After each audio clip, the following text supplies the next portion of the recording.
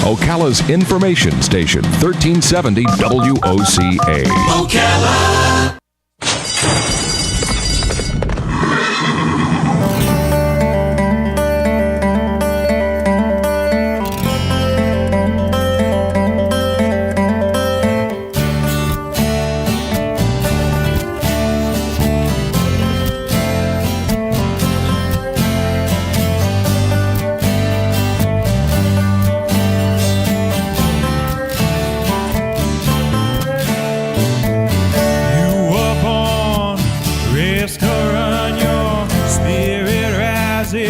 With the sun and it burns until the day is done. 25 minutes before 10 o'clock. Thank you for tuning in this Friday morning. It's Friday. You hear that music? You know, we're going to talk about horses. Actually, I'm going to be listening because the folks from the Equine Alliance of Marion County bring you this program. It's called Horse Sense. And today your hosts are Dory Morgan and Mark Shuffett, and they have a guest, Mark Miller. Good morning, all three of you. Good morning. Good morning. Good morning. How you doing, Larry? Pretty good. Nice day. Nice day. You like going riding on a hot day, or does that matter? Oh, you try to get out there as early as you can on a hot day. The horses probably like the cooler They days, like right? it cooler, Yeah, early or late. Yeah. If you're riding, it's early or late. Sundown rides are good. And Do the horses ever tell you, nope, not doing it? Do they? no, they'll go. Oh, they will? Yeah. Oh, really? Yeah. Because my And then- dog won't. My dog will just stop. She'll say, it's too hot. I'm laying down. There's a few that will do that. No, they haven't done so. Well, today, first I want to thank our sponsors. Most importantly, Almirah Arabians, and of course, that's our guest speaker today, Mark Miller with Almirah, and Infinite Natural Day Spa, Florida Thoroughbred Breeders Association, Images by El DeMarco, and Blue Jays Band. So Mark's here to talk about things, happenings, and some special events coming up at Almirah, and also what their whole operation is going to be. So let's hear from Mark. Yeah, thanks for coming, Mark. This is one of our, we'll always be near and dear to our hearts. You're one of our founding sponsors. So thanks very much for all that you have done to get us here. So. Well, we appreciate you. It's nice to have this kind of forum in the community, and we're happy to be part of it. Mm-hmm. Well, thank you so much. So I know you're having a big event coming up on July 6th. I'm planning on going. Good. Yeah, good. and I think Crystal also with our committee. We're there. So far, I think my SUV is full. Everyone keeps emailing saying, "Oh, I want to go." So we may have to get a bus. Maybe we'll get a charter bus. Yeah, I think we Larry need can drive. I could do it, yeah, sure. Yeah. So it sounds like a lot of fun and Yeah. a lot of interesting things going on down there. So It should be fun. We kind of think of it as being the date that's going to meld the old and the new with us. It's going to be the final sale of the non-Arabian horses that were owned by Arabian Nights, which of course was my business for 26 years in Orlando. And we still have some of the horses left from there, principally driving horses and a couple of vaulting horses and things like that.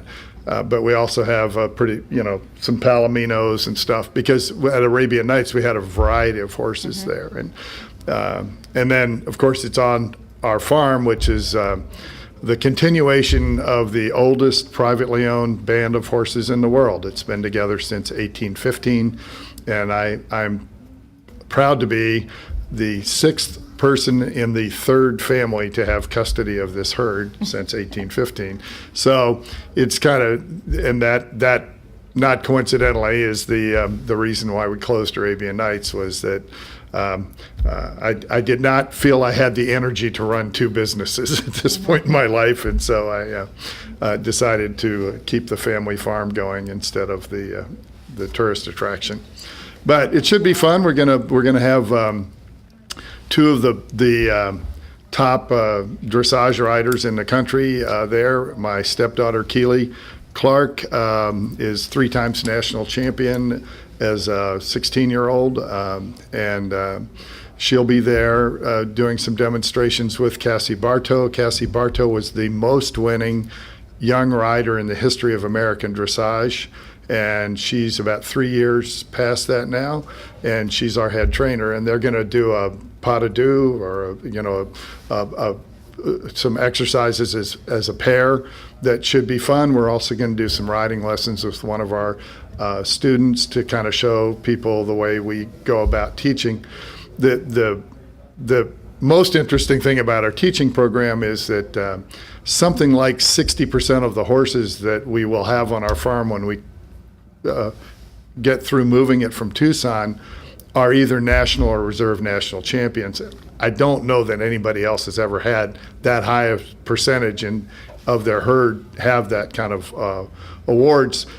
It's happened to us because I'm taking the herd from 200 horses to about 50. And of course, we're hanging on to the best horses that we can, although we've sold a lot of really great ones and have a few more for sale. But it's interesting to learn how to ride on a national champion because they know how to do it. So, so if you get it right, the horse is going to do it right. And of course, being Arabians, they have great endurance, and they don't tend to get bored very easily. So they're great. They make great school horses. And they're good for Florida with this weather. They are. You know, I was kind of laughing about the heat. You know, a lot of these horses have come from Arizona. It'll probably be 110 in Arizona today. So, you know, they think this is Club Med. You know, I didn't realize that the Arabian Nights attraction were horses from here in Marion County. Well, yeah, they were. They weren't actually. Okay. They were from Tucson, but we're moving the farm here, actually to Lake County, but yes, close by. Wow. So from Tucson, so they must have. Where did they live? Did they live actually at the attraction? Yes, they did. Yeah. We had we stabled everything there. Oh, okay. I actually have a 10-acre. My house is on 10 acres, and we used to rotate them through there if they got a little, you know, barn board. Okay. And do that kind of thing. But mostly they like just being there. Horses love routine. You know, Really? the interesting thing about horses, as opposed to any other animal that we fool with, is that the horse is really the only pet we have, if you will, that's prey. Everything else is a hunter. And hunters are logical, and so they act logically, and you train them logically. And horses are intuitive. And it's why little children get along with horses. They go up and blow in the horse's nose, the horse blows in their nose, and they go, "Hi, how you doing?" And that's cool. and it's just all an intuitive thing, and it makes them both wonderful and mysterious.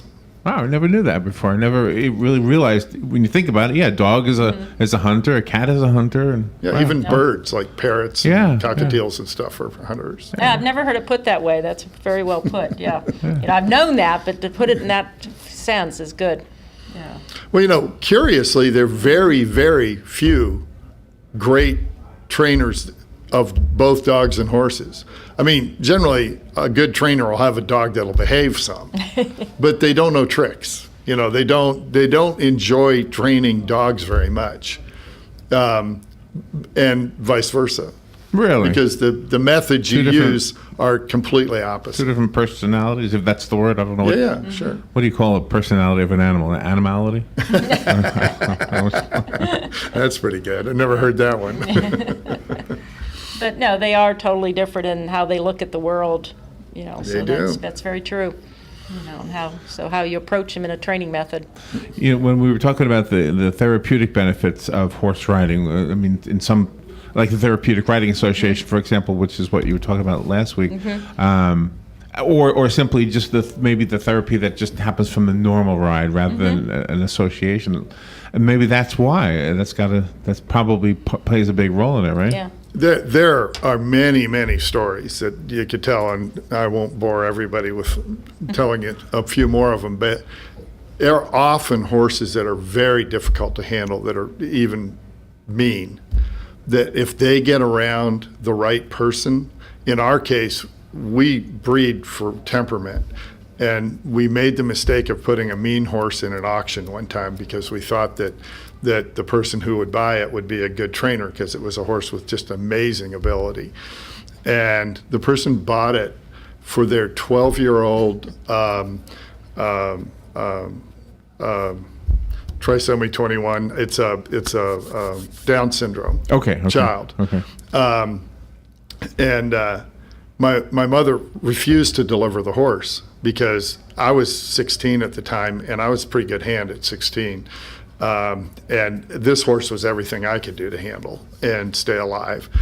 And the lady said, "Yes, you will. I bought this at a public auction. I am going to take the horse."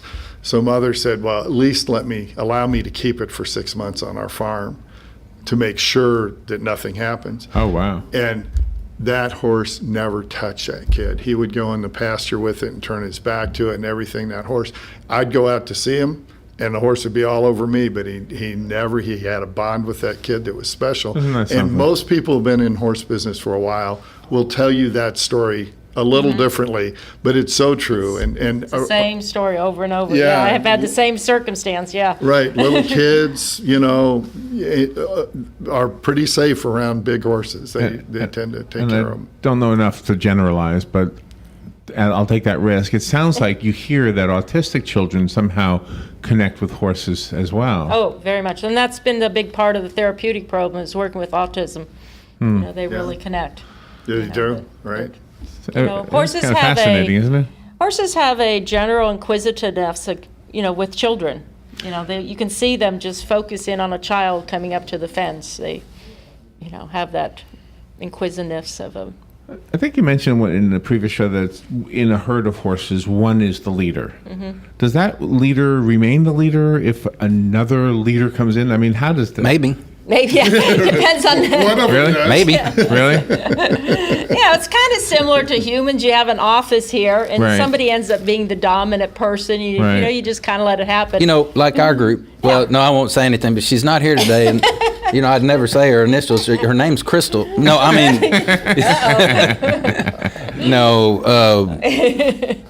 Yeah, horses have a pecking, they have a pecking order. And does the head pecker? Oh, that didn't sound good, did it? But the head horse. Now, wait a minute. It's called alpha. The alpha horse. Does the alpha Boss horse horse. Yeah, treat boss horse. the children differently than maybe one of the other horses would? Sure. Oh, they do. Better Yeah. or worse or? Well, just different. It's pretty neat to watch. I've been in this business my whole life, and we would have pastures. And so if you've got two, you've got two horses that are in the pasture. You've got the boss and the submissive one or whatever. If you've got 12, there's a ranking. There's a hierarchy. It's not just that you have a boss and the rest of them go by the really? boss. Oh, really? No, it's a hierarchy, and they compete for their spot. So if you introduce new horses into that, then those horses compete, and they could end that on the top, on the bottom, or in the middle. And as And the if horse, you take horses out of that environment, say you've got a pasture of 11, 12 yearlings, they're ranked 1 through 12. And if you take number 4 out, everybody moves up a slot. wow, if you mix breeds, does one breed always rise to the top? No. Not So an necessarily. Arabian wouldn't necessarily be over another one. Okay. No, and the size doesn't always No. come to the top either. No. It's because they seldom actually hurt each other. I mean, they might get scraped up a little bit, but it's like teenage boys, And you have a phone call. Thank you for calling and for being patient with us. You're on the air. That is Crystal. I know it's not. Oh, thanks. I probably wish I was Crystal. Oh, she's going to call me later now. I guarantee it. I've not talked to her in a couple of weeks. So. How do you break a horse? Yeah, like, everybody's, you watch these cowboy western movies, and a guy goes into a corral and he jumps on his horse, and the horse goes nuts for 5 minutes, and before you know it, it's tame. I'm sure that ain't the way it's done, is it? Well, it can be. I mean, if you have kind of a basic disregard for your well-being, that's a way That's a that good some way of people putting do it. it. I think most of us have been in this for a while, probably did it that way when we were 15. But now what we tend to do is to get them in what we call a round pen, usually a pen somewhere between 40 and 60 feet in diameter, and that's safe, in a safe environment for the horse. And, we'll lunge them there for a while and get used to them. And then eventually we put a saddle on them so they get used to having something on their back. The thing when you break a horse, your problem is, once again, the horse's prey, is that many of the particularly large cats that are going to be their natural enemy in the wild attack them by being on their back. They jump on their back and put their claws into them, Oh. and that's how they kill them. So the horse is not real crazy about having something on his back just natively because it's not healthy for him. So, Yeah. so the trick is to get weight on their back, and so that's what you do that without a person on the horse with a saddle. And they don't particularly like to be cinched up either. But, you know, when you do that and you do it, you know, when you're holding their head and maybe two people doing it, and you can kind of get through all of the fear and flight parts of this. And then when you get on the horse, usually you don't have a really big problem. And usually the horse will walk around a little bit. And Most thoroughbreds in the training barns, it's getting close to yearling season now, or we are in yearling season now. So these are the long yearlings that'll be purchased, and then they'll go to the training barn this fall. And most, 98, 99% of those, they start the breaking process in the stall. So they're in a 12 by 12 really? stall, the door's closed, they're sheeting them out with blankets and I'm not trying Getting to the think. tack on them, getting some weight. The tack, and you do that in the stall, and most of those horses will have their first person and rider on their back actually in a stall. Oh, really? So very limited movement, very laid back environment, very slow. I don't say slow moving, but very methodical about getting the horses used to everything. And then they go straight from the stall. Next place they go is to the shed row. So then they just walk around the shed row at the barn. And so by the time I have another real quick question. Why is mounting the horse always done on one side? And can it be done on the other side or both sides? Oh, I've got a great answer for that. Go ahead, Mark. go ahead. I love that. I love that question because I didn't know. I was just taught when I was first riding. You know, somebody'd throw you up from the left side of the horse, and if you'll watch, particularly rodeo events like tie down calf roping, you'll see the cowboy get on the left side of the horse, and then when he throws his rope and that goes around the calf's neck, he's bailing off. Usually on the right side, and then when he remounts, he usually remounts on the right side. But the short answer to your question is that goes all the way back to knights and round tables and all that kind of stuff. Those guys wore their sword on their right hip, so you couldn't Made it easier to mount. or they wore their sword on, they wore the sword on the left hip, so the only leg you could throw over the saddle was your right leg. Oh, wow. That's true. Yeah. Well, let's talk a little Thank you bit very about. much. Huh? You bet. You're welcome. Thanks for the call. Yeah. I want to make sure we get the listeners aware of your event next July 6th coming up. Yeah. You call it the BBQ Bash. Yeah, we're going to have some hot dogs and hamburgers. We actually bought ourselves a new grill, and we're trying that out so we don't burn everything. We're going to try to practice. You know, we believe in practice. You know, we show horses. We like practice all the time. So we're practicing cooking right now. But Good. And That's important. directions, what's your website so they can find directions? it's to the, just www.almarah,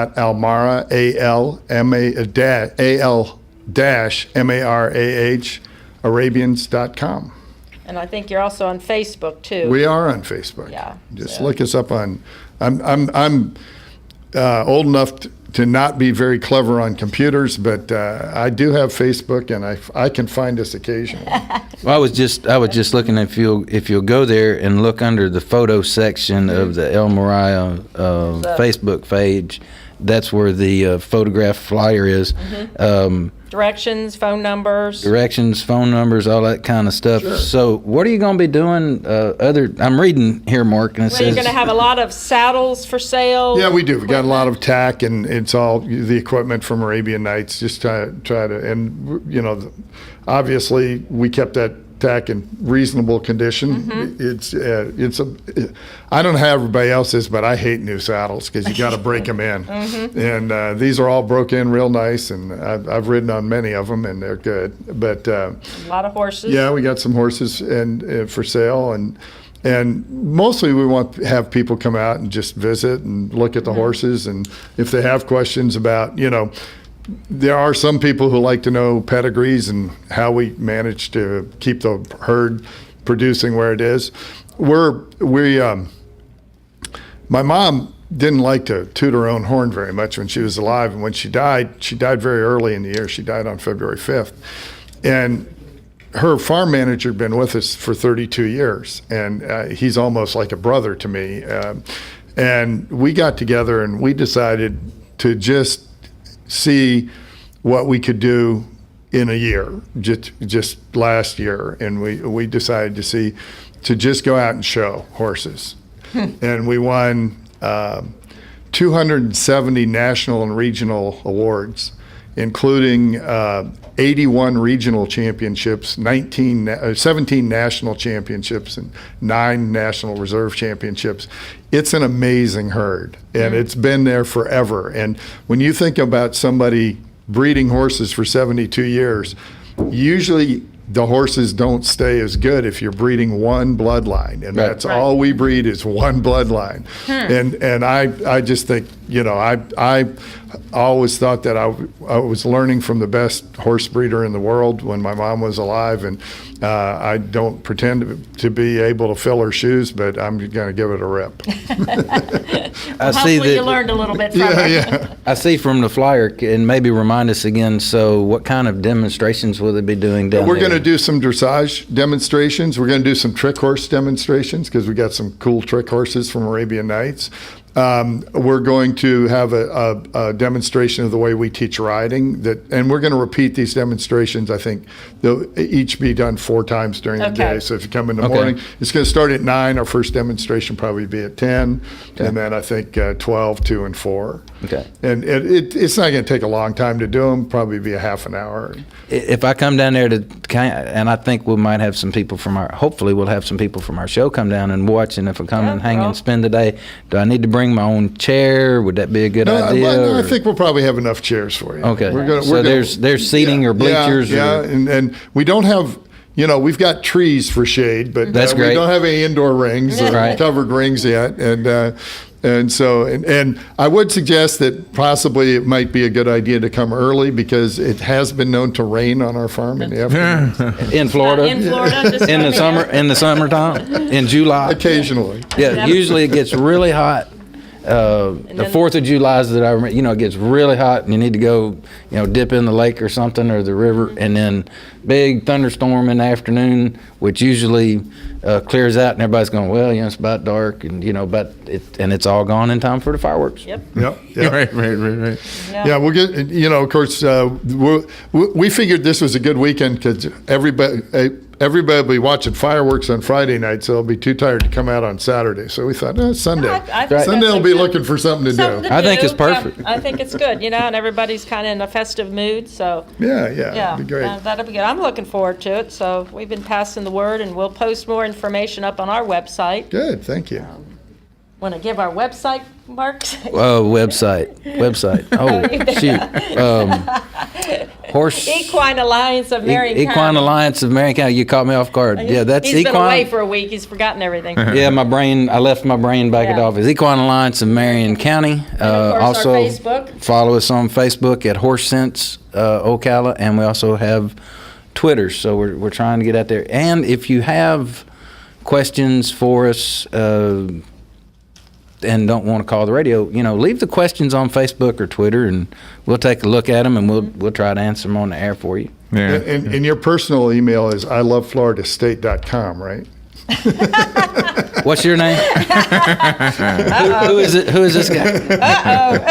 I'm just looking at this orange and blue checked shirt with a gator on it. See, that's right. That's where I work. I work for the University of Florida. Okay. IFAS extension, and a proud gator, and a graduate, and a daughter that goes to school there. Good. Oh, wow. Actually, in the 80s, I used to have a farm in Micanopy, and we were a teaching farm for the University of Florida vet school. Oh yeah. Yeah, for about 8 Cool. years. It was really cool. Great. So I don't have any of that good gator pedigree, but I did live in Gainesville for 10 years and Right. became a fan. Well, thanks for another great show, and looking forward to it. So the event is a week from Sunday, Yes. on the 6th, and we'll make sure we put the information on our Facebook page as well. Thank Great. you. Thank you so much. Thank you so much Thank- for coming, Mark. Been a pleasure being here. Great to meet All you right. guys. Thank you. Mark Miller, Dory Morgan, and Mark Sheffa, thank you all, and the Equine Alliance of Marion County. All right, hang in there. We'll take a little break, and we'll be right back.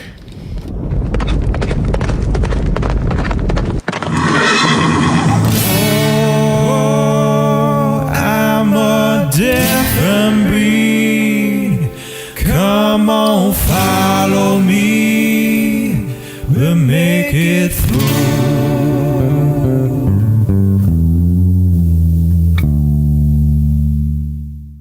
Broadcasting from the Paddock Mall Studios, this is WOCA, Ocala, Gainesville, The Villages, 1370 AM, 96.3 FM, The Source.